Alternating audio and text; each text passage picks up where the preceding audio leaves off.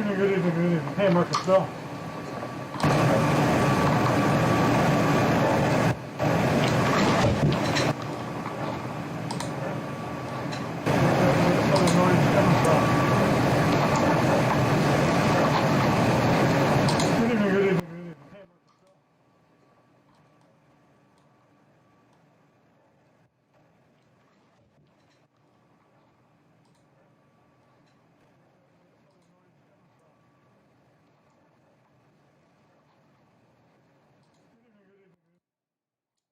Whoa.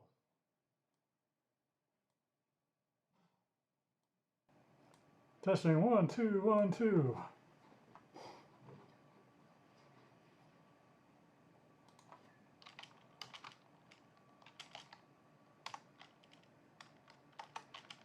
Good evening, one and all. Just watched Kayla Harris in One Way over on PFL. Salute to you, PK Boxing. Good evening to you, Marcus Bell. It's going well. How's it going for you?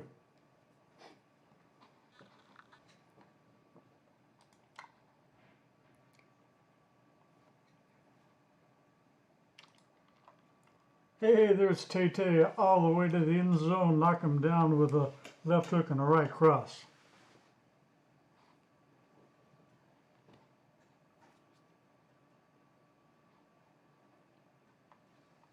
I didn't kick off any intro music. Trying to get this down. Harrison won. She submitted Fryer in a little over 3 minutes. The prediction? Well, we'll get to that. We'll get to the results here. We'll throw that up on the screen here in a minute. Good evening, one and all, for sure.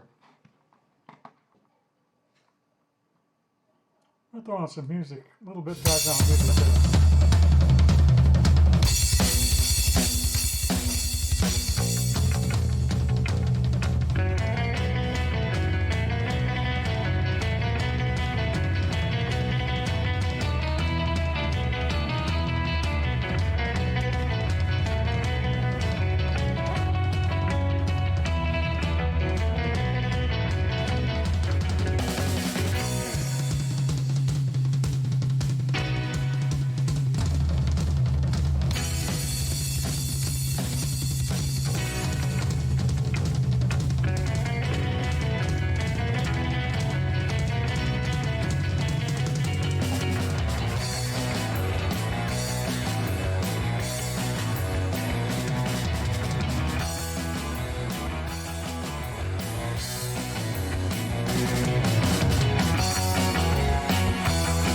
Indeed, one way.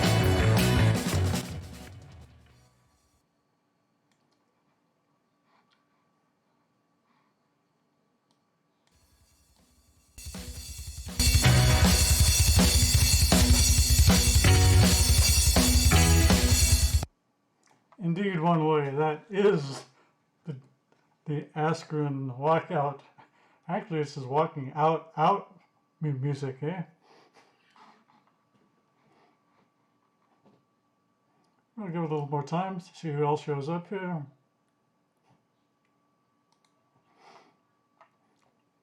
Here's a good drummer cover for Beat It.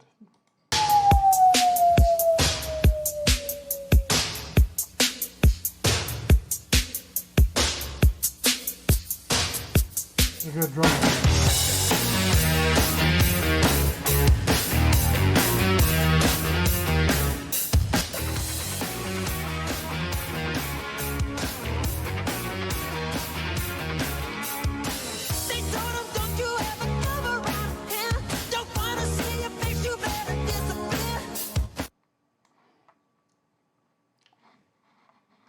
So let me bring this down here, shut this down. There's Mr. White. I don't know whether he was separated at birth or they just pulled out too much when it did his lobotomy. I have no idea. We'll go ahead and throw up the results of the prediction challenge. I don't know if Full Time's going to make it over here yet. Yeah, music is music. It's hard to say what was true with all that. It's crazy stuff there, one like crazy stuff. I just like this drummer who's doing the cover drumming. I want to hear some good music, really good music for a second.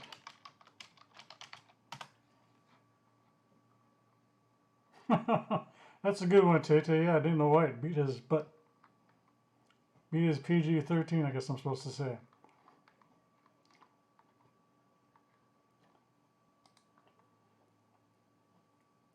Here's a little something for you.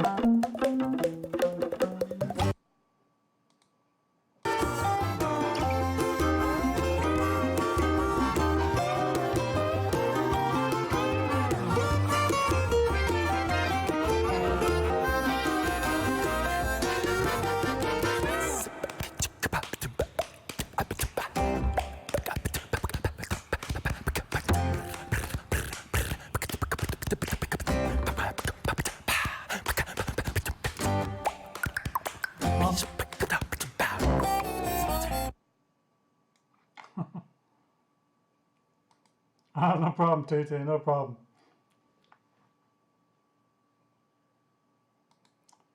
Yeah, there's some cool drummers out there.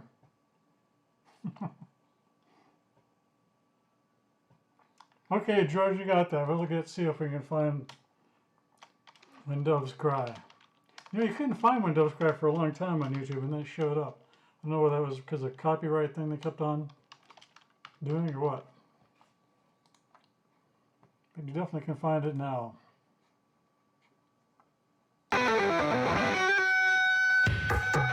This is for George Page.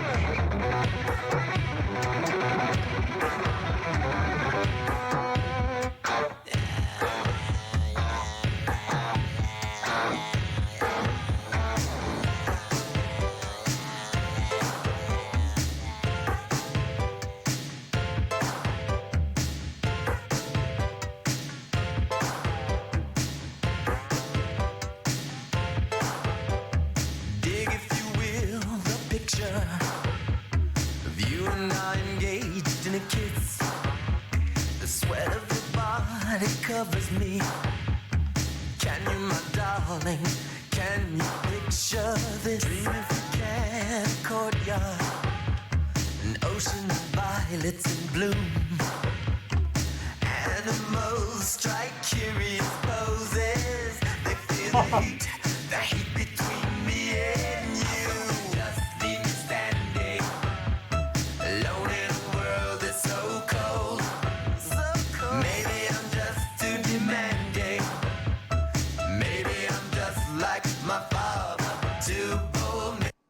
I think John Jones, I watched,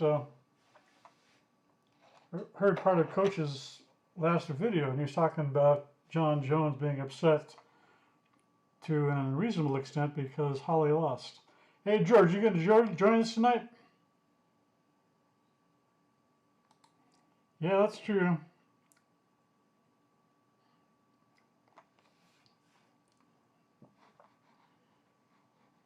So we'll throw up the results of the prediction.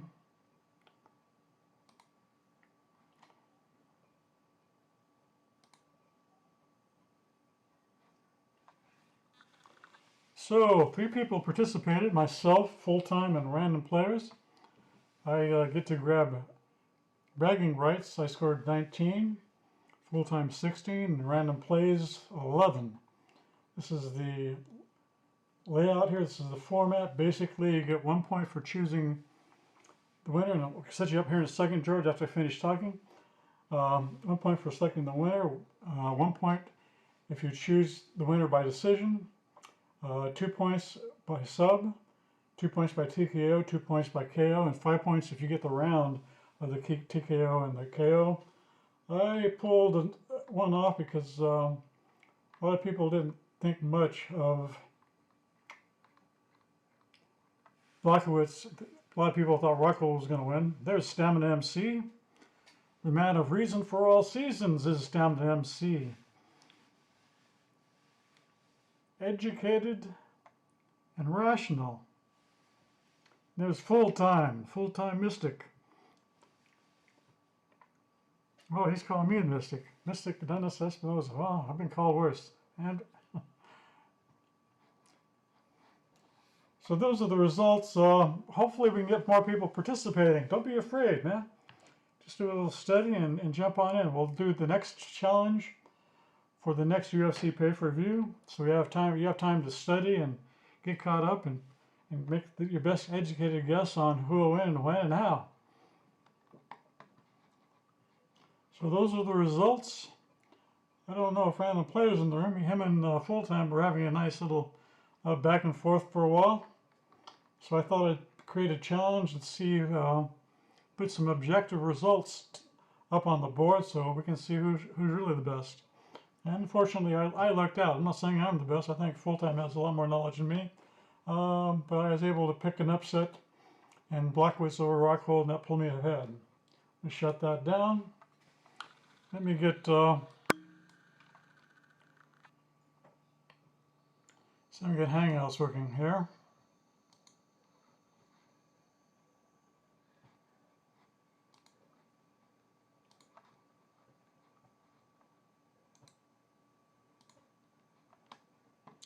This is always the challenge. We haven't quite figured this all out.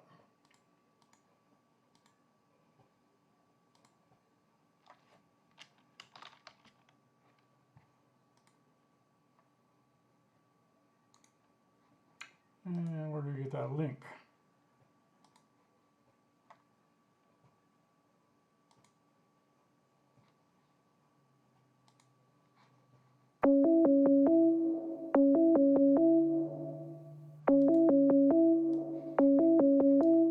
Oh, here we go. We got it. We got it here. Copy a link and share.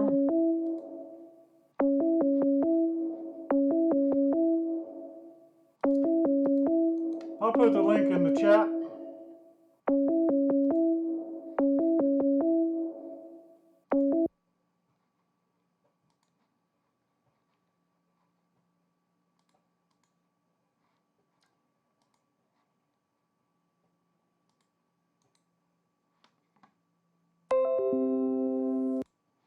I have some other pop-ups too, being thrown my way.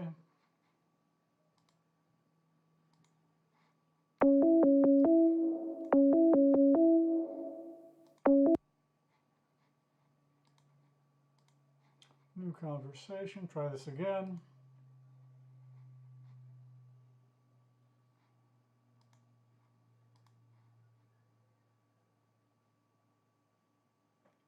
You haven't missed nothing quite yet other than the results of the challenge, Genesis Green.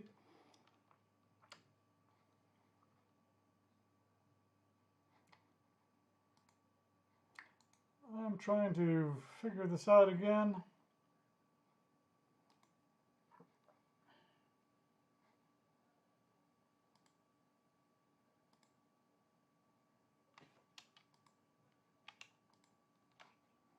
Let me try this.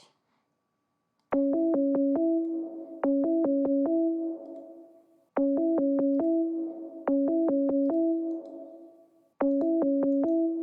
let me paste there. Let me go to YouTube and paste it there. I'm going to go ahead and paste it in the chat.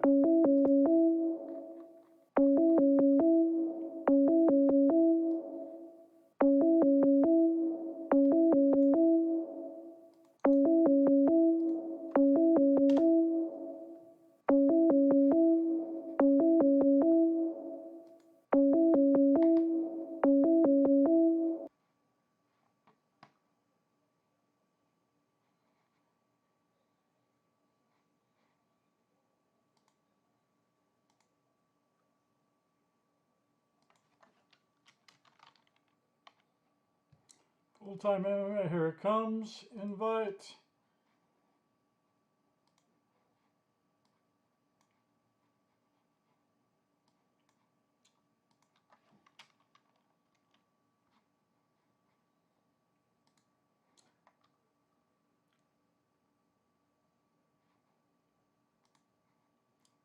Send an invite to 1K there.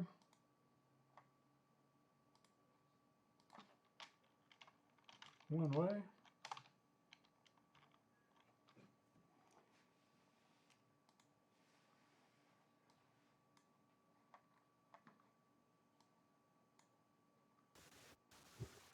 Hey, there we go.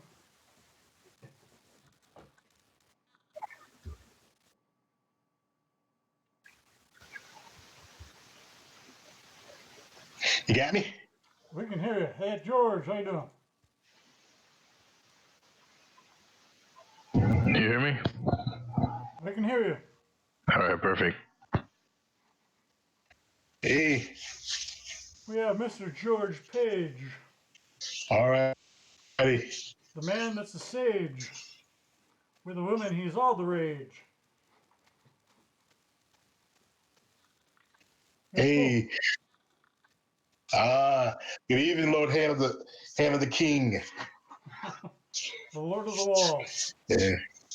We got Genesis Green in the house. Well, Genesis Green in the house. I call and her. good, I call Genesis 5G. Uh, gorgeous, gracious, good evening, the rest of you gregarious. evildoers.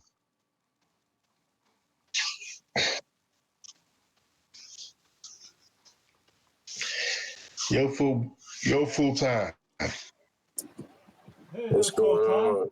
So I promised full time, since he doesn't like the way he thinks that Kayla is got a lot, gets a lot of hate. So I gave full time 5 minutes to give Kayla a lot of love. Do I get a 5 minutes? Are you talking about in the Discord earlier, or do I get a 5 minutes now to just You get 5 minutes. poetically wax? You get 5 minutes now. Go ahead and wax poetic there full time. Oh God. Okay, so Kayla Harrison, Of man, course, she just dominated again, and you know I'm glad I get this 5 minutes because I was fresh off of this debate in the Discord, so I got all the numbers. She just did it again, man. Continued greatness. Kayla Harrison, two-time Olympic gold medalist, way better than Ronda Rousey ever was in judo, and she's going to be better than she was in MMA. It's only time that is in the way of that. Kayla Harrison, what she did in her first 4 fights, no other fighter had ever done in their career. She had fought opponents with a combined record of 27-11. John Jones fought opponents with a combined record of 3-5. Nunes 3-3. Daniel Cormier was like 11-3. No one has ever done what Kayla Harrison has done as far as her first 4 fights in terms of experience. Only person that was ever close was George St. Pierre. He was 23-11, which is not quite 27-11, but George St. Pierre was close to what Kayla Harrison accomplished.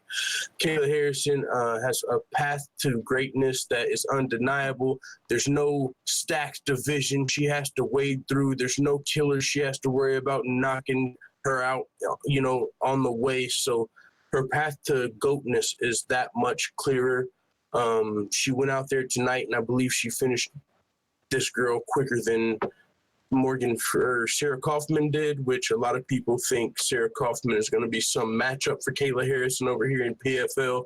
There's no matchup for Kayla Harrison in PFL. There's no one that can beat her. Sarah Kaufman lost to Ronda Rousey, and I mean, come on, this girl, Kayla Harrison, she's heavier than Ronda Rousey. She was better at judo. She wasn't just a bronze medalist, 2 times gold. So yeah, the only thing I can see for Kayla Harrison as far as a challenge is after Chris Cyborg signs with Bellator. You know, we talked a lot about cross-promoting.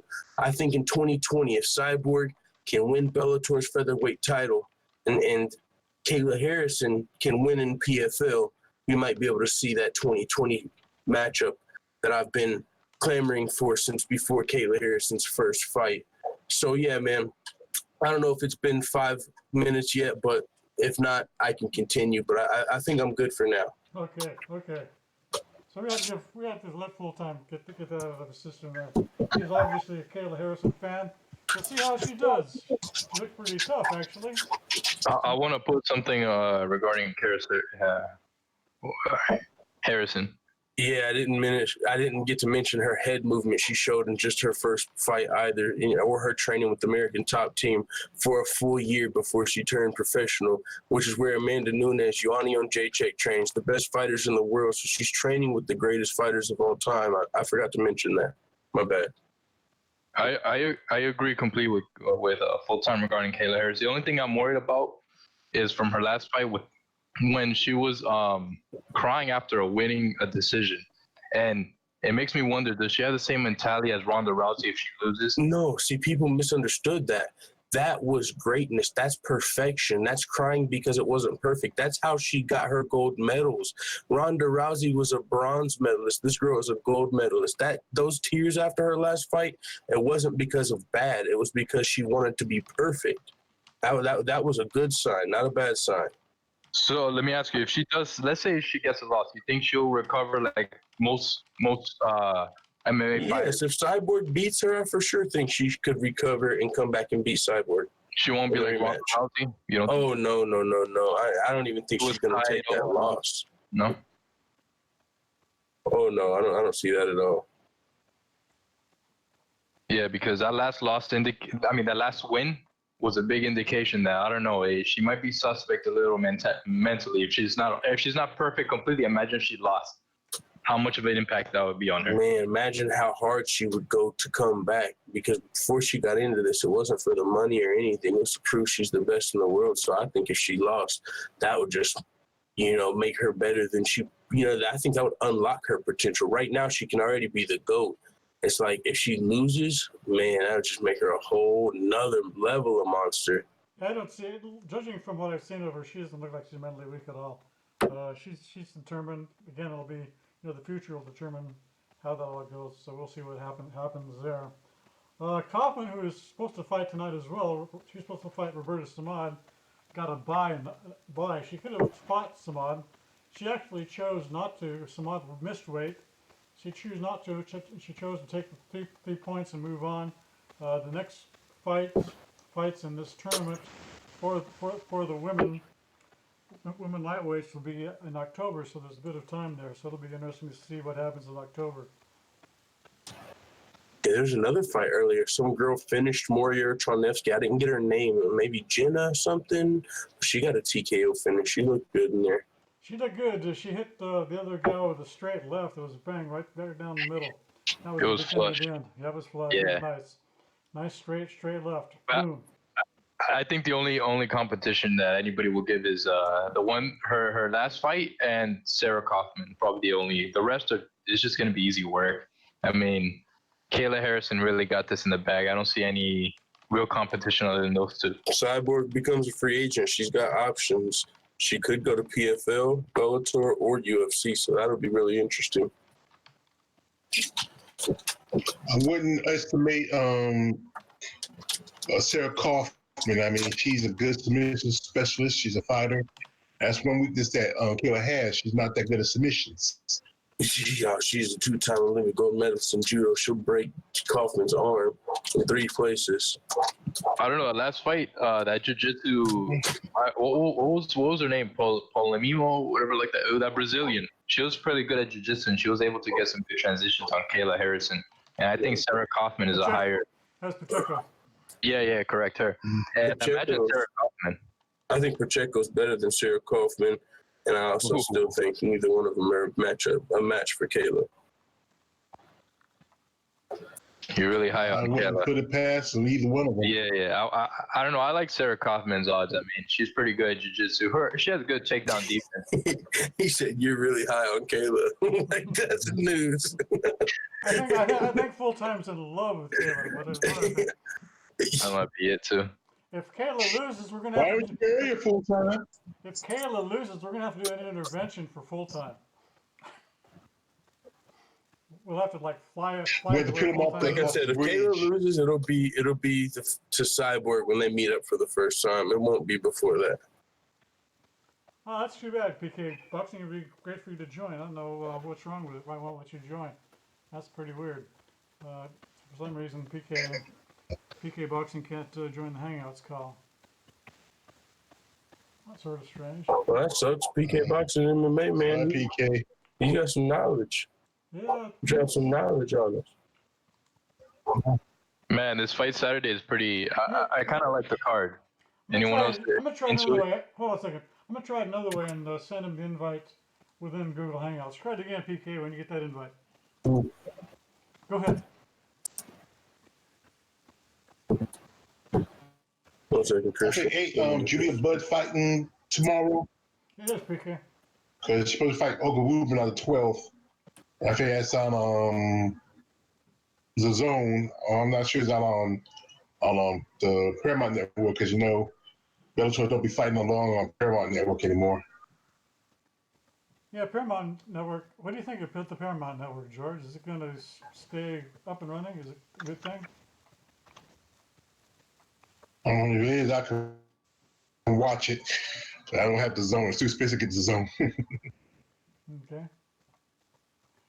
Hey, salute Dennis, man. Salute to the panel. Hey, PK Boxing. Thanks for joining us. Hey, thanks, man. So I don't know what was going on, man. What's up, full time? What's going on, George? Yo, PK. Hey, can I just say something real quick? Talking about Ladies want to Paramount. join us tonight? Tay, Miss Lee. Yeah. Yeah, go ahead. Say what you need to say. Go PK. ahead. Hey, we were talking about networks or whatever, man. The DC network really just fucked up by canceling Swamp Thing. If y'all haven't seen that show, it is awesome, dude. But yeah, they canceled it after one season. But yeah, just wanted to throw that out there real quick. Yeah, I heard it count. Usually I catch Young Justice on YouTube a lot. So Yeah. what do people think about Kaufman not going ahead and choosing not to fight since her opponent missed weight? She went ahead and took the bye. Oh, it's a good decision. That's the best decision. Yeah, that's the greatest decision she's made. I mean, so far in PFL, no damage, and she gets paid, show and win. Yeah, that's hands down the best decision, and she stays the number 1 seed. Come on, man. So you think that was better than taking the 3 points and not being able to get more points? Yeah, there's no point because she's guaranteed to be in the playoffs. So why is she gonna risk herself for injuries, just for extra points, which won't even affect her if she's already in the playoffs? What do you think, full time?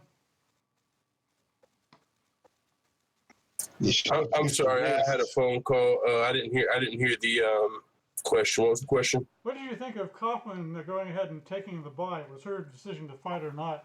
Well, I mean, I think it's a smart move, but I think I just think it's a smart move, but I might look at it from a little bit of a different standpoint. Whenever I grew up, I used to play I played chess tournaments, sometimes just different tournaments, like tournaments I could enter to try and win money and different stuff. And whenever you're in a tournament situation like that, and like there's a top 8, like there's playoffs here, so you need points to get into the top 8.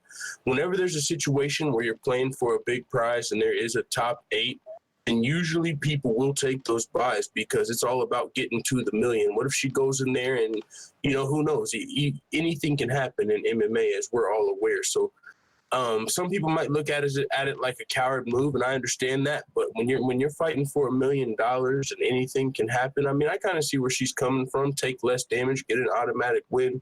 But in this format, she could have went out there and maybe got a finish and got even more points. So, yeah, man, there's different ways to look at it. But just the fact that they have this whole top 8 situation, I kind of see why she did it. Okay, and how about you, George? I'll be sending. Like I said, Go ahead. well, Sarah's like I said, she spring chicken, and I think it's a smart idea just to go ahead and take the bye, take a rest, maybe work on a little bit more of a game plan when it comes if she gets her chance at Kayla. I mean, if anything, it's just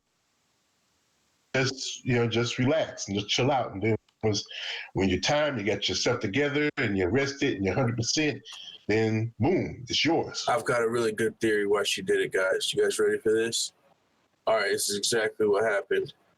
She was one of the many people who doubt Kayla Harrison's potential and skills, so she didn't think Kayla was going to get a first-round finish. The only way Kayla Harrison could tie her tonight if she got 3 points was if she got a first-round finish.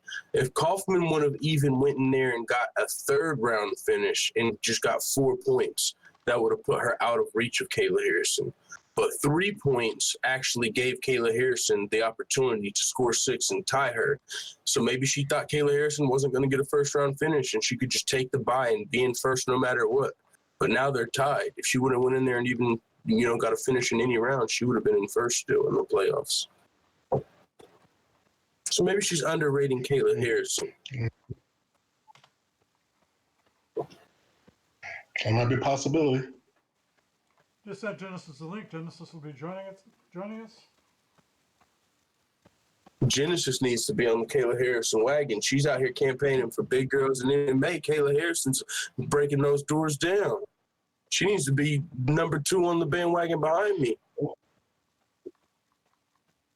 Well, she's not a fan of Kayla because she's too much of a hype job. She thinks. And that's the crazy part. All right, so Yeah, I'm gonna go ahead and just feed this for a second because I find it really entertaining. So full time. So who do you think, if Kayla Harrison was to go to the UFC, who do you think presents the biggest threat to her, the biggest fight for her? Because she would be a featherweight. The only person in the UFC at featherweight that could beat Kayla Harrison is Cyborg, and that's a chance. I mean, because Nunes is her teammate.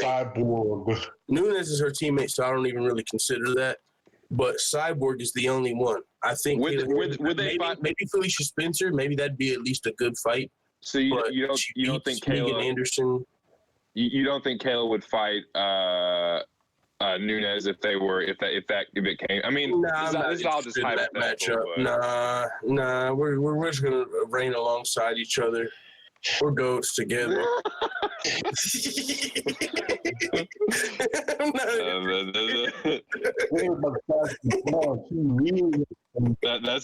exactly the kind of answer. Gabby, 180, walking around, she really has to drop to make 145. I mean, her best opponent is somebody, Gabby Garcia. Oh yeah, Kayla versus Gabby. Kayla go fuck Gabby up. I don't want to see that. That'd be so silly. She looks jacked now, dude. Gabby. That'd be a reason fight. It's be one of those freak shows. Listen, Mackenzie Dern beat Gabby. Kayla Harrison could beat Gabby. That's for sure. Yeah, good point. So what do you think of the prediction challenge?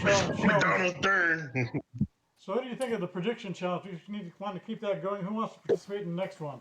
Who's going to? Yeah, I'm in. I think the more people go, like the more I'll take it serious. I've never really picked a round. I didn't really know about like Masvidal and Aspen. I didn't really know how to predict, and I know John Jones is going to win. I know myself that Amanda Nunes is going to win. But some of the others, I didn't know as well. I knew for sure Yadong was going to win. I only predicted the main card, but I went 4-1 on my picks. But are you?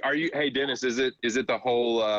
Is it just the winner, or is it the round, or is it specific fights, or what? Well, let me show you the format. Let me show you the format again. Hold on here. This week, Dennis, didn't you just choose like the top 2 prelims and then the main card, and we skip the middle prelims or something? Yeah, let me show the format here. Let me get it up here. I've never really also picked like the round and the method, but that's pretty fun. I think I could see myself taking it serious, you know what I'm saying, and watching all their fights, but I think it'd have to be for something. But I mean, just for fun, it's still fun to keep track of how everybody does. You can still make it for something that's not like a really big deal, but kind of like, because I do fantasy and shit, and even I do too. Yeah, it's not. It's even if it's not for money, just like bragging rights or just like a little like bullshit trophy or something. This kind of makes it, make it for something. You do you do long-term fantasy. I take it. Well, I just have. I have fantasy. I just do like it's just a season thing. So I've been in a league for a few years. Okay, yeah. So here's the format. I have to brag on myself because I won. I gave myself $50 for winning. So basically, here it is. You get 1 point for choosing the winner. If you say it's by decision, you get 1 point. If you say it's by sub, TKO, KO, and you're right, you get 2 points. And if you pick the round, the TKO or the sub or the KO happen, you get 5 points. If you predict a draw, you get 10 points. If you predict a no contest, that's 20 points. Because those are pretty rare. So there was the format. This is what we did. I picked the one women's match in the prelims, and then the early prelims, and then the rest of the prelims and main card. So what I did basically is I looked at who was fighting. I didn't know a lot of the people either, really. And so I looked at YouTube videos of people fighting and all that, and I did my best guessing from that. watching people's fights that were fighting that night. Yeah, I think I like think they're pretty good. I think Random watched like everybody's Like, last so 3 fights. I didn't watch anybody's last fights. I was just kind of going off of my DraftKings. I looked at all of them, all of their last fights. It was pretty good. That's why I knew for sure Song Yadong was gonna win because his striking was just too explosive in comparison to I know Alonzo Perez. yeah. Wait, is that who we fought? Oh, I know I saw I did post Nunez and Holly fight, and I saw that because it didn't last that long, you know. And I was surprised by that how Nunez went with a head kick, and that's Holly's speciality. And that's sad with the lose something that people would know you from for a fighter who's more. She knocks people out with a fist. Yeah, it was really nice, man. She set that up really nice. She kept going to the body, and then Holly went to block it low, and boom. Yeah, not too much different than Valentina did with the eyes. Exactly. Only she used her hands to set her up. And you got to use hands instead of feet, and you have to use feet to set up hands. You have to use both to set up takedowns. That's why she needs to leave the Mika John gym because it's not helping her in her progress. She caught that, especially being a boxer body. She should have just kept her distance. If she kept her distance and just fought the outside and maybe threw the head kick every now and then as a distraction, and Drew ran her past the third round to the fourth, and Amanda don't have a great stamina, and then she maybe waned by the middle of the fourth or the beginning of the fifth, then hit her with the head kick. She probably could have won it. Yeah, Holly stood her ground. She didn't go forward too much, but she stood her ground. I would have been. She shouldn't have been backing up as Amanda come forward, make Amanda come to her. She should have just danced. That's the only shot that that's the only way she had a chance of doing well or even winning. I mean, the biggest highlight though of UFC 239 was that Van Askren KO. Dang, man. Yeah. No one predicted that. I mean, if there was a rematch though, I would have to still pick Van Askren. 100%, I would too. But I said the night before the fight, man, my favorite fighters of all time. But if he's going to win, it's going to take some sort of miracle, and he gets the fastest knockout of all time. Yeah, I mean, there's no way anybody could have predicted like that. I did predict Masvidal with the early knockout, though. I will say that, and I don't know, man. Askren on paper, yeah. I mean, Askren. I don't know though, dude. I mean, he just a wrestler versus a smaller striker. Dude. He is so fucking predictable. Like, and that is he. I mean, Masvidal took advantage of it. So I don't know. In a rematch, I don't know, man. I don't know. I'd have to look at it. I think it's really going to be telling, like, what Askren does from here. Like, I mean, who's he going to fight next? He's not. I don't think he really knocked out by Masvidal. So yeah, Askren versus Till, I think makes a lot of sense. Both of Masvidal's last victims. I mean, you could throw Leon Edwards in there if you just want to talk about Masvidal's victims. But I would be curious to see how Ben Askren handled the improvisation. Jorge Masvidal in his interview, he said he knew Ben Askren couldn't improv. He couldn't think on the spot. So when he seen that he couldn't think on the spot when they were in person, he figured he wouldn't be able to think on the spot in a fight. So he just rushed him. He knew he was going to freeze up. Ben, his immediate reaction is to shoot for a takedown. Yeah, that instinct, man, that wrestling instinct. Exactly. It was the perfect game plan for Masvidal. But once that game plan's gone, I wonder – I mean, I would have to see how Ben responded, because if you're Masvidal, I think you do it again. You run out there. That's what I'm saying. That's what I'm saying. Like, obviously, he's not going to be able to, like, replicate that perfectly. But anybody moving forward is like, okay, the motherfucker's going to shoot for a single leg or a double leg. And you really can start to time that shit with knees or uppercuts or, fill in the fucking blank. But I think Askren moving forward, man, people need to fucking pump the brakes on that dude. Like, I'm not saying like I said, no one's going to be able to replicate that knockout, but he showed himself to be very, very fucking one-dimensional to a fault, like big time. Oh, it's true. He's been one-dimensional. I mean, that's why so high level. Matchups like Robbie Lawler that's a bad matchup for him. Robbie Lawler, that fight was really close. He didn't want to fight the rematch because I mean, that's kind of why people want to see Khabib versus like Justin Gaethje, because somebody with at least solid wrestling to takedown defense, you know, just somebody who had some wrestling, because Khabib, one of his things is he's really just been fighting strikers. You know, it's not his fault. That's just the number one contender, but that's why everyone wants to see him versus Tony Ferguson, because Tony Ferguson's willing to attack off the bottom, attack with submissions, attack with elbows. Everyone else is really, once Khabib gets him down, it's wrestler versus striker. And so with Askren, he can win some fights, but it's gonna have to be by holding guys down. When you look at the welterweight, man, the top of the welterweight, he ain't gonna beat Colby. He ain't gonna beat Usman. Like, I don't know, man. He ain't gonna fight Woodley because they're teammates. He's only really gonna be able to beat guys that have bad takedown defense, that he can get to the ground. Yeah, he can lay on top of it. Whoa. Let's not exaggerate either. I mean, he took down Robbie Lawler, and Robbie Lawler has the highest takedown defense probably in the welterweight division. Yeah, no, he's gonna be able to take guys down. He can wrestle some guys, but I mean, you ask Robbie Lawler slammed him in that fight too. No, he can wrestle. Really, he's a really good wrestler.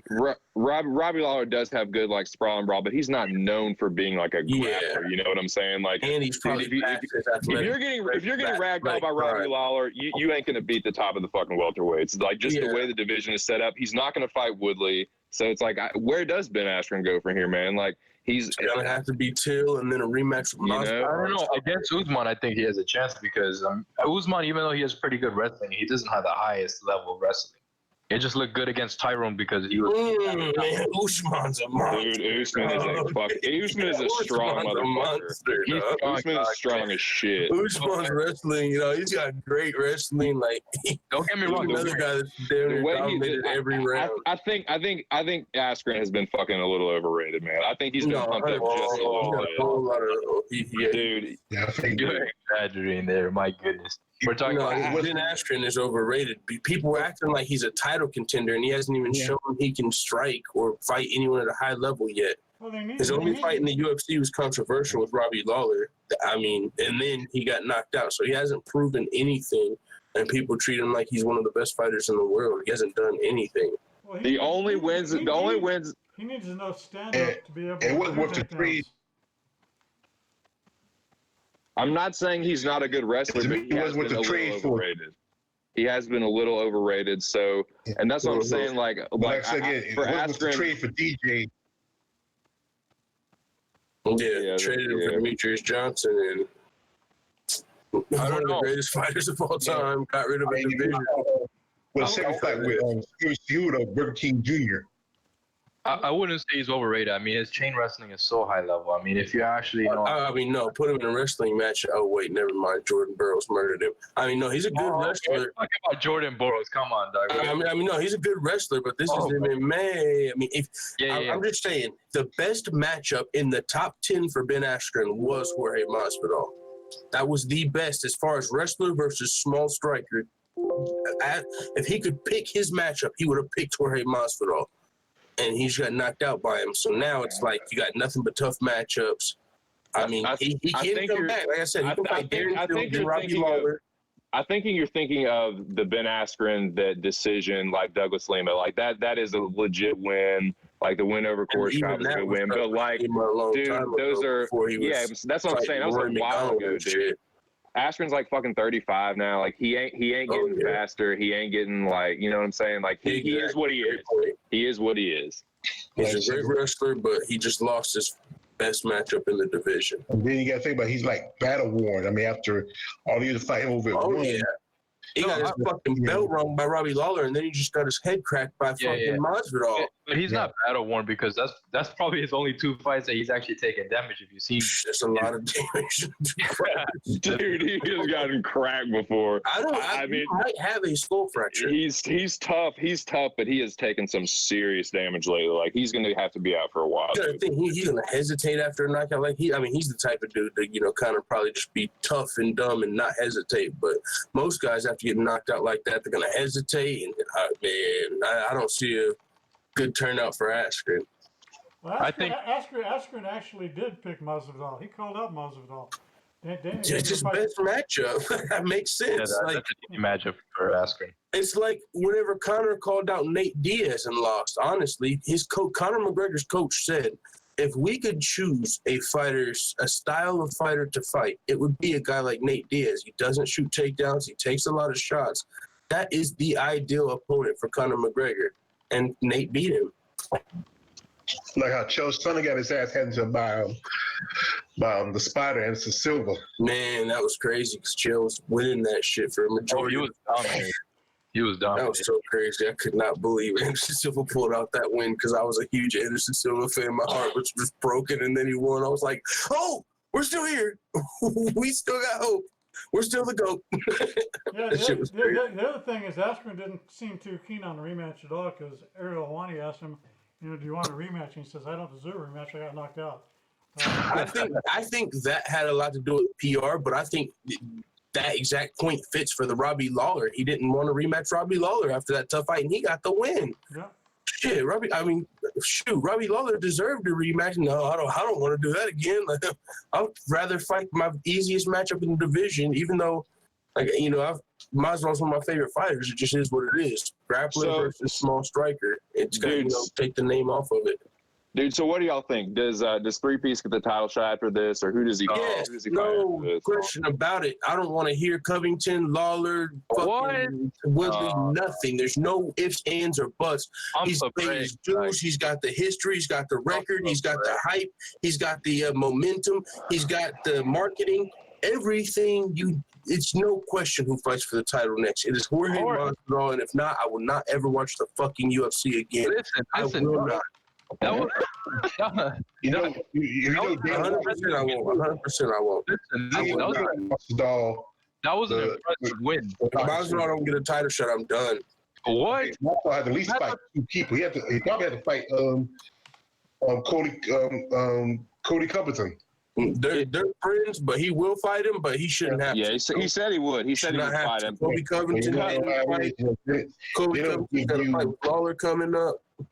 What do you think? Anybody can. We've seen people get leapfrogged for title shots in the past. If anybody has ever deserved to leapfrog, it is Masvidal right now. Yes, more than Kobe Covington. For one, they're teammates, and I'm sure Kobe, who's already supposed to be fighting Lawler anyway, who already allegedly lost his title shot, he knows so he has a better record. Dude, so why is Covington fighting Lawler? Like, what the fuck? Because he's tired of waiting. Because Covington turned down the title fight when he had the opportunity, got stripped of his interim belt. Covington, when's the last time he fought, honestly? I think it's 6, 7, 8 So months. what? All right, long time. Answer me this. What happened between him running up on Dana and him getting promised a title fight to now him fighting Lawler? Like, what happened between, He was promised a title fight, but the problem was that, Usman had a hernia fix, and he has all these other injuries. So he's probably not going to fight until like 2020, dog. So Kobe was told, listen, we have this Robbie Lawler fight, and he agreed, and he says, fine, as long as the paycheck is good. He got a good paycheck, and now he's fighting Robbie Lawler. If he gets the win, most likely he gets the title shot. Because even though impressive as Jorge Masvidal's knockout, we didn't see him get his grappling tested. We didn't see his submission get tested. We didn't see nothing. I mean, what do you mean? He's got 46 pro fucking fights for you to see that tested. Go watch them all. Yeah, I seen it all, and he lost majority from grapplers. All right, so Okay. So listen, all right, Hey, Reminds me of random plays 3 days ago. Hey, relax. Don't get so emotionally tied up into your opinion. So what I want to know is, like, all right, so this will be my argument for Colby Covington getting the fight. Okay, you have 1 minute, and then full-time MMA gets 1 minute. All right, cool. So after two. Sure. So I want Infamous to go after him because I want to get all this out the way. So all right. One at a time. If my argument for Colby getting it would be, yes, he was the interim champion. He is on a 6-fight win streak. My argument against it would be, you've seen situations all the time where a win streak, you really have to look at, and yes, there's some recency bias that comes into this, but Masvidal's wins have unquestionably been more impressive than Colby's. Like, Colby is getting decisions. Masvidal is smoking motherfuckers in literally historically record time. So, yeah, I mean, look, Ferguson's on a 12-fight win streak, and he ain't got a fucking title shot. So, boo fucking who to Colby. Like, I don't really give a shit if that dude gets, passed over. But yeah, I mean, honestly, like, if anyone does deserve it other than Masvidal, it's Colby. But if you're asking me who I'd rather see, it's definitely 3-piece in the soda. But that's my thoughts on it.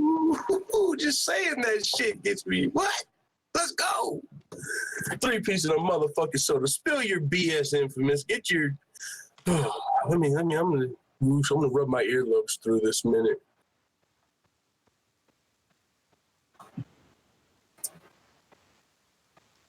I just posted the link for Genesis right there in the thing. So.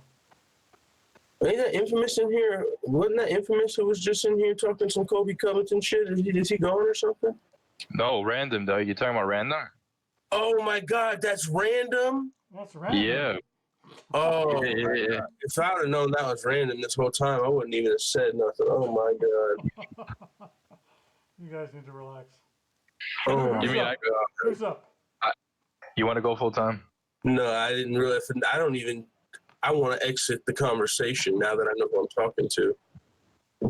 All right, I'll make my point then. I mean, Jorge Masvidal is Colby Covington his last 4 fights. He's beaten Brian Barberena. He has beaten Dong Yong Kim, Damian Maia, and Rafael Dos Anjos. Let's look at Jorge's last 4 fights. He's lost to Damian Maia. He's lost to Stephen Thompson.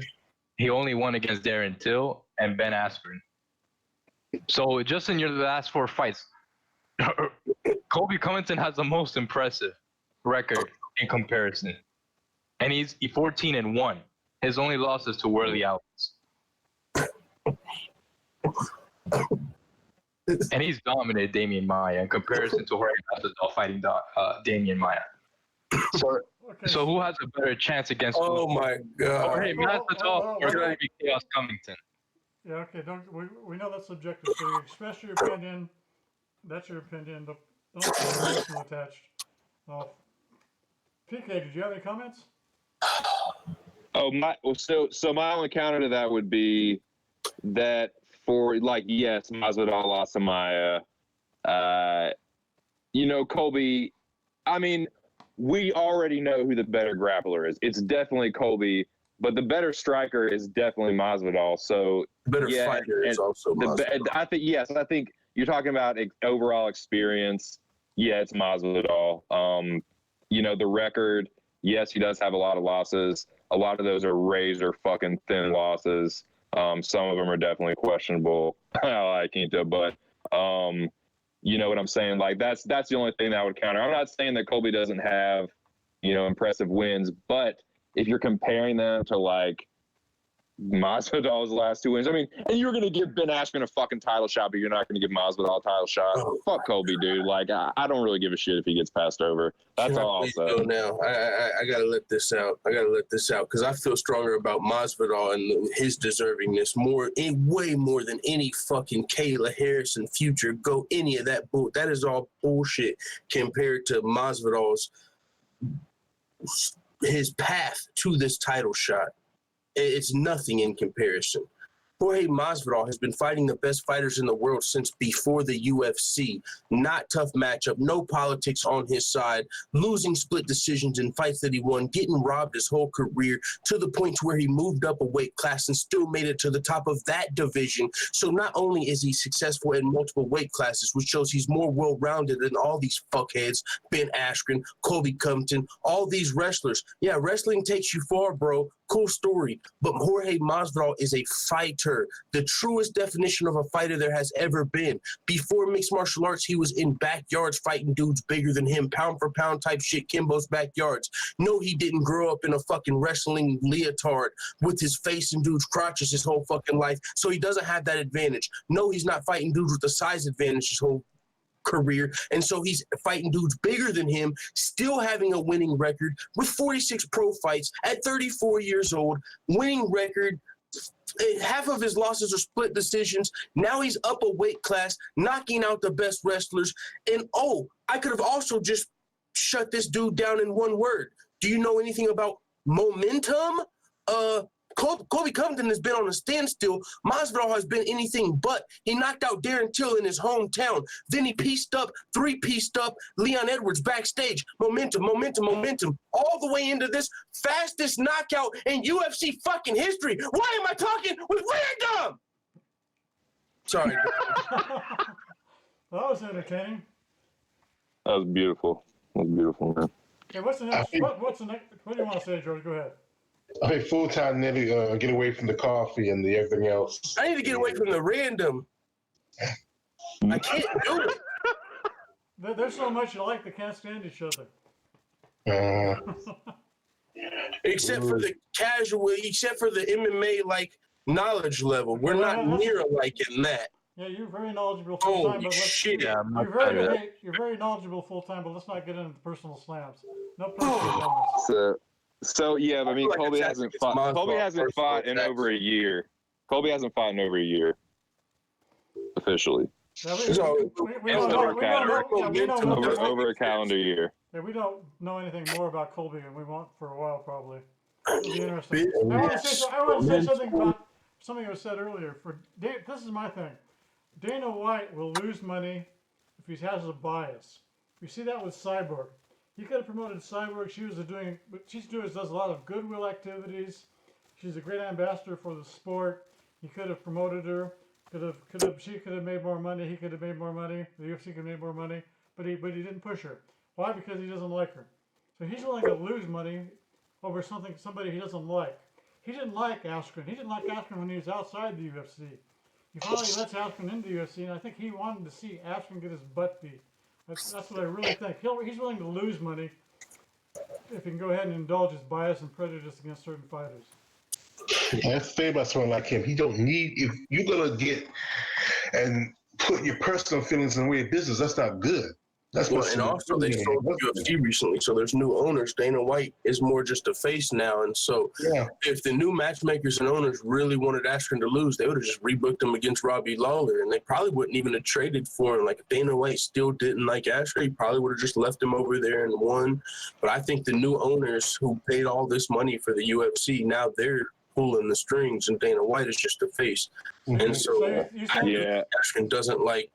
Dana still doesn't like Askren, and it probably made his night when Masvidal need him in the head. But I think if you don't like him, or if you want Askren to lose, you book him against a guy like Covington or a guy like Lawler in the rematch. Everyone wanted to see it anyway. So you're saying from your perspective that the new owners were not educated, knowledgeable enough, and went ahead and pulled Askren over.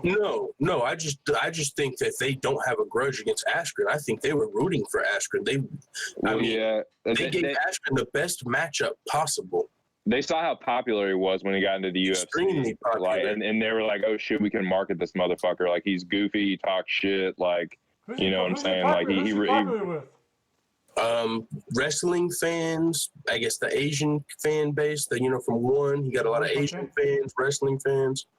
Yeah, definitely wrestling fans.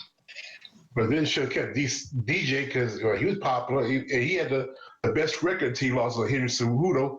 And then a Cejudo Johnson fight would have been a good fight to see, a rematch. Because some people feel like, Cejudo didn't really win. They just gave him the fight. Is it true Cejudo called out Nunes? I seen somebody share that somewhere. Yeah, you did.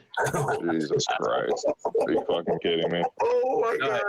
Oh, that's a triple C you're talking about. Triple C. Fucking Christ. Junior. Dude. That's Coach's boy, but King Junior. Dude, what the fuck? Put some respect on Henry Cejudo. What is going on? I have no respect for Henry Cejudo. I can't put it on if I don't have it. Amanda Nunes? Askren's like a more successful like Covington, the mini Covington. He's not going disrespectful. It's working for him, man. He's got some charm to him. So Stamina says, Pause. I gotta pop up the block. Stamina says Askren moves the needle like few others do in the UFC. Like him or not, he is good. It's good for him to be there. Plus, I'm not convinced these new owners even changed much since the purchase. Not sure. Yeah, see, before Dana White didn't care about how good business he was. Now that they got new owners, they're paying off loans, all type of shit. So now they, trade for Askren, and really it's a good move. as far as business is concerned, because like you said, the wrestling fan base and even just the Asian fans he acquired and won, I think, it's a good move bringing him in. Is And just the UFC? matchmaking, man, that like you can just kind of tell from the matchmaking. If they didn't like Askren, I think they just booked a rematch. But why would you trade for a guy and then want him to lose? I mean, I could see it if you're Dana White. I mean, yeah, if you just, okay, I want to embarrass him on the biggest stage. But yeah, in the matchmaking, I don't think you book him against Masvidal if you want him to lose, because they can't predict Masvidal knocks him out. And Yeah, Masvidal was a layup for Ben Askren. He just straight up. yeah, that's how I felt the whole week. And I was disappointed because he's always been one of my favorite fighters. And I just saw the layup coming. And so when Masvidal dunked on his fucking it was supposed to be a layup and he got dunked on.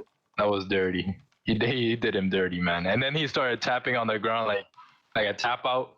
And then he said something after. Oh, God, the fuck, he laid on him like a... Yeah. There were so many memes that came out. There was one man, of them where Masvidal was imitating looking at the him, stiff, like. and it was like, Masvidal cared so much after the win that he checked on his opponent. Not like old school. That's what you want to call it. It's almost like my friend didn't So watch to the speak. fight. I sent him this picture and told him Masvidal got knocked out, where Masvidal was just planking beside him. It's like we watch basketball games time, and the guy tried to block the guy who's coming for the dunk, but said he hit the dunk and just got a face full of nuts. Oh yeah, on his head. Mm-hmm. But I really want to see Masvidal versus RDA. That's when we can really test it. Because anyone who has beaten RDA has fought for the title. Yeah, that'd be a good fight. I've always wanted to see Masvidal versus McGregor. That's been one of my, I said that a long time ago, a dream matchup of mine, like Masvidal versus McGregor. I knew the politics were never on his side, but God, with all this new fame and momentum, the sky's the limit now. If he can get one more big win. Yo, full time. What if, let's just say this happens. Anthony Pettis straight up KO Nate Diaz. Let's just say it happens. Jorge Masvidal versus Anthony Pettis. Wouldn't that be like the fight of the That'd year? be a good fight, but Masvidal knock his ass out quick. Make him quit. Masvidal make him quit. Masvidal get him out of there, dog. You sleep on Masvidal. And he would get him out of there quick. Like, he would do what he did to Anthony Pettis, what he did to Cowboy. Okay, I sent the link again to Genesis. I'd like to get Genesis in here so she can speak her mind and straighten this out. Masvidal would probably knock Diaz out. That'd be a fun fight. Nate, I don't know about Nick. Masvidal versus Nick. Now that would be a fucking dream. Yeah, fight. see, I would love to see all those fights, like fantasy matchup wise. Hell yeah, like bring on all those fights. But like as far as realistic, like I think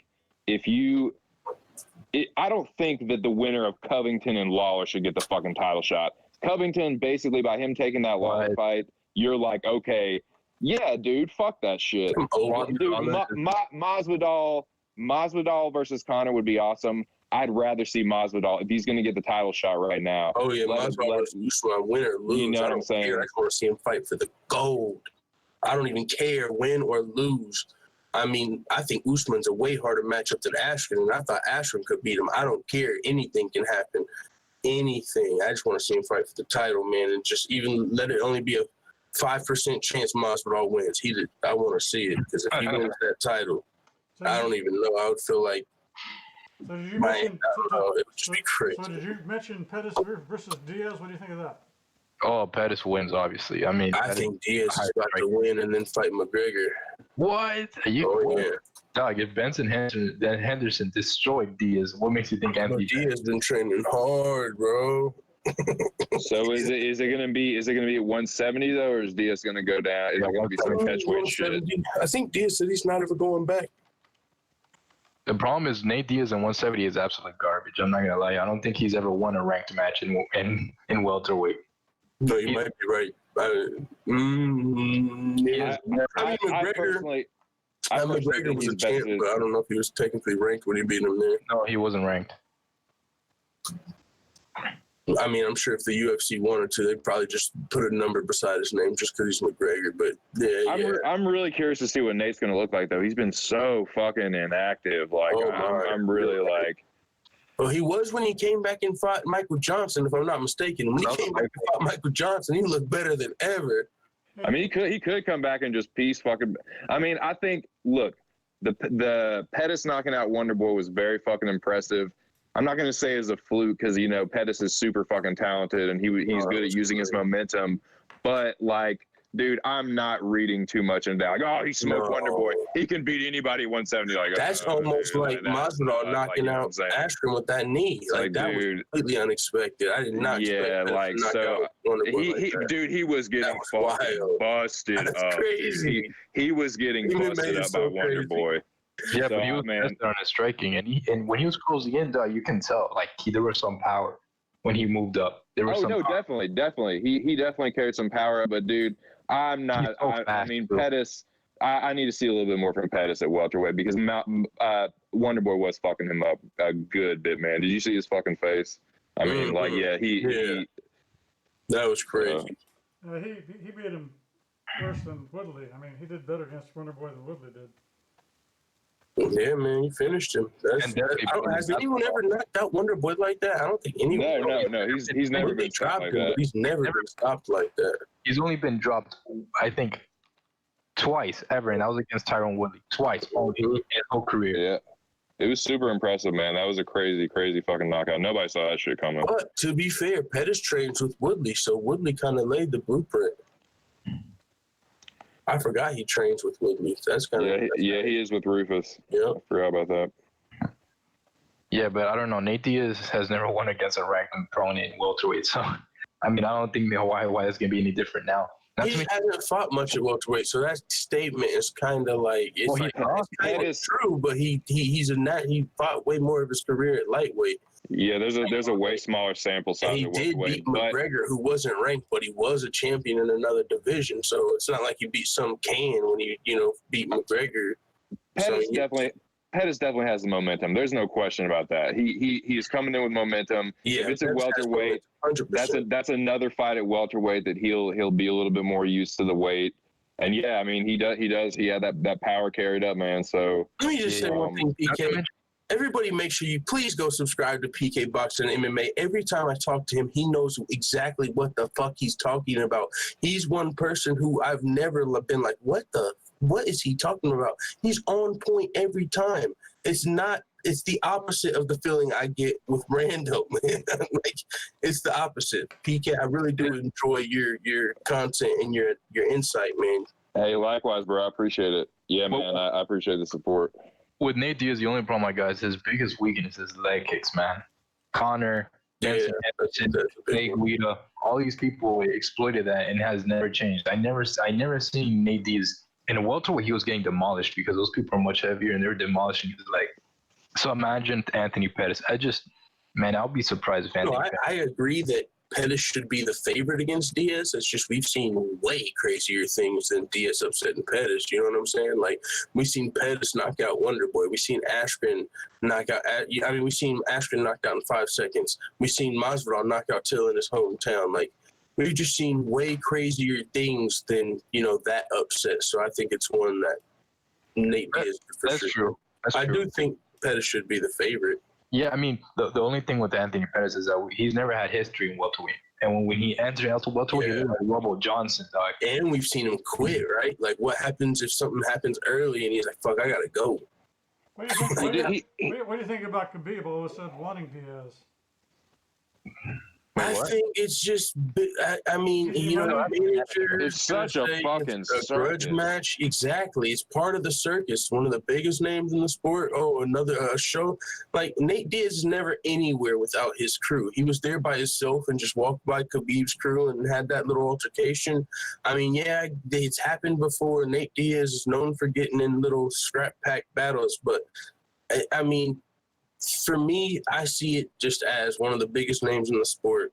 And this is what it also is to me. Anytime I see low risk, high reward, I'm skeptical because that's the name of the game. So even if it's Khabib's manager or coach, they're the ones calling for the fight. I think that's just kind of PR for Khabib. Like, I'm not the one calling for the easy fight. They're the ones. I think it's still his way to test the waters. Like, his manager was the first one to call out Mayweather. And Khabib kind of co-signed that one. Khabib was kind of talking about going to the WWE. But once people started saying, oh, Khabib's in it for the money, he was like, hey, my manager's not me. So, yeah, but this was going on for a while.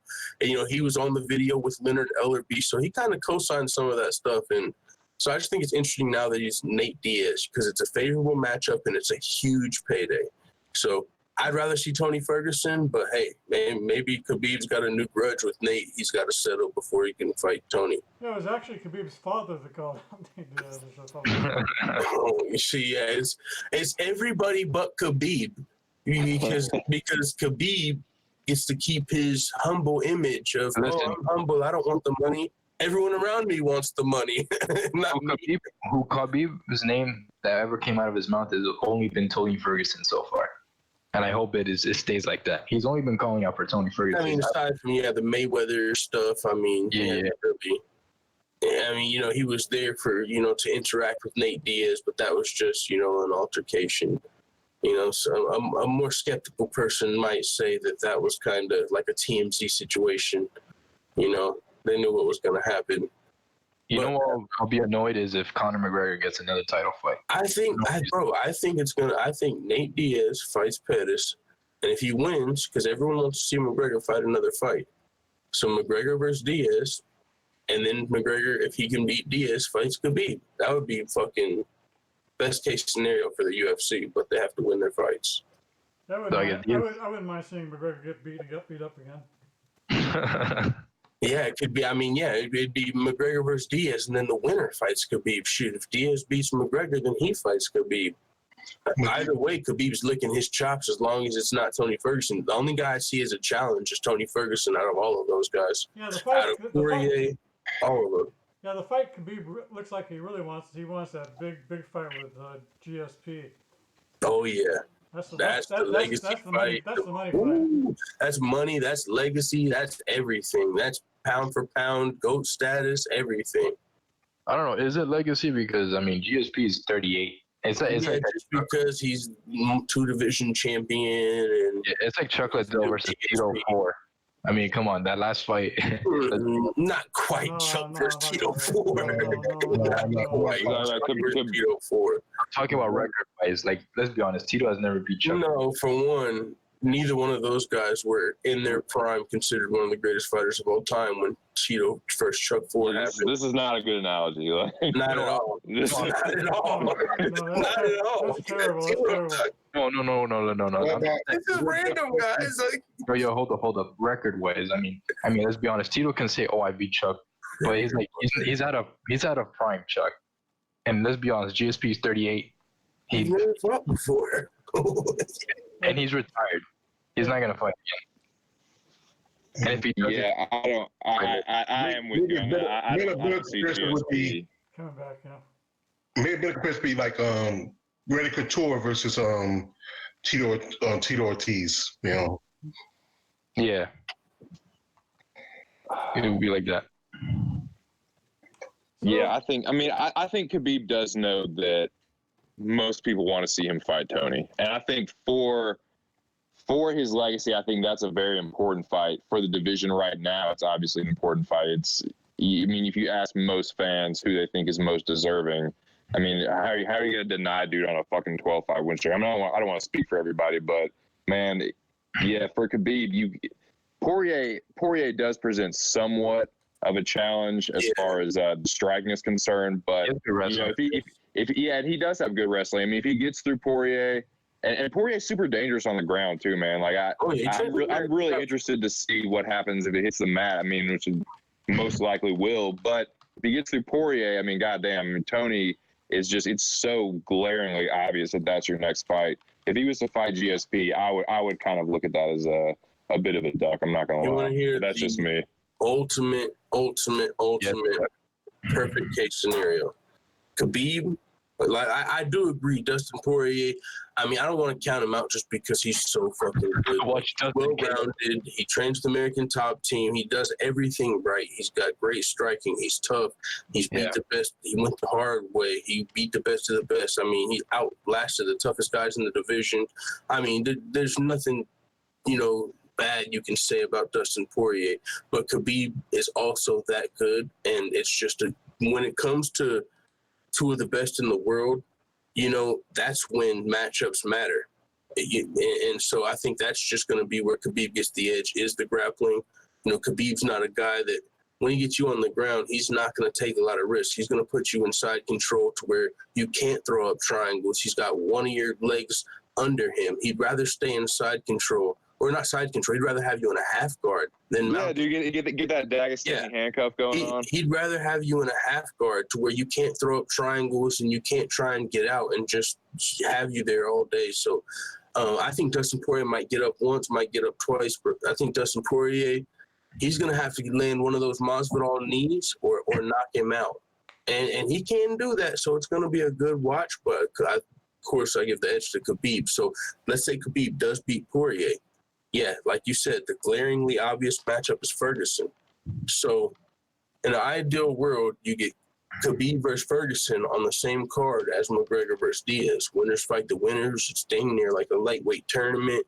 It's the two biggest, best matchups. How crazy would that card be, bro? Exactly. And then the winners Ferguson fight. and Khabib, and then Conor and Diaz, dude. Only thing that has to happen is Khabib has to win his fight, and Diaz wins his. Diaz wins his, and that's all that has to happen. Dude, because that, I mean, that if Diaz is to beat Pettis, I mean, damn, that with the role Pettis is on. So really, the biggest thing, the biggest, you know, domino that has to fall is Diaz has to beat Pettis, and then that can happen. But if Diaz loses, you think Conor stay retired? No, I don't think Conor's going to stay retired. I mean, I think he wants to fight Khabib again. I think he might just have to fight Pettis. It wouldn't be as big, but, you know, kind of be similar. Winner fights, you know, Khabib versus Ferguson, the winner. I just think Diaz would maximize profit. It's sort of interesting. For some reason, I thought Dustin was taller than he is. He's only 5'9". Khabib's I guess an inch taller, and Poirier has an inch more reach. It's sort of interesting. I thought that Dustin was bigger than that. He looks bigger. He looked big when he fought. He used to fight at featherweight. Yeah, that's true. Yeah. But he looks so much bigger now in lightweight, Mike. Yeah.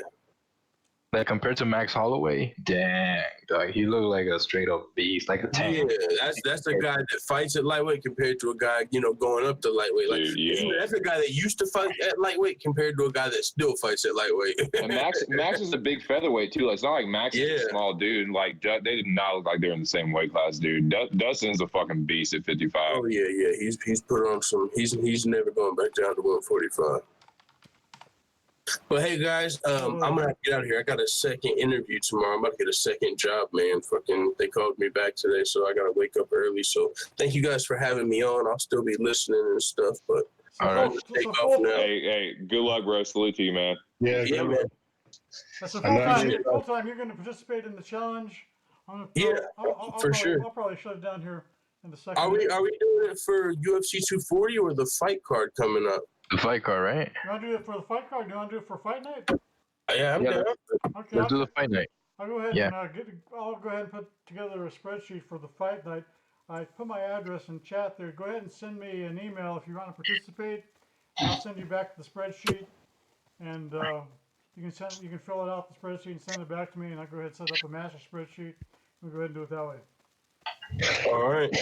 So anybody that wants to join into the Mobcast, or the Mobcast prediction challenge, throwing the gauntlet down for Coach Adamas. I can't talk. Coach Adamas. Coach Adamas. So here's time to step up for Coach Adamas. I use references that people don't know about. I said Coach Nostra. Oh, okay, Coach Nostra. Yeah, but people don't know what the Coach Nostra was, so they don't get that. So I got to. I've heard of it. I just can't think of exactly what it is. That's the mob. Yes.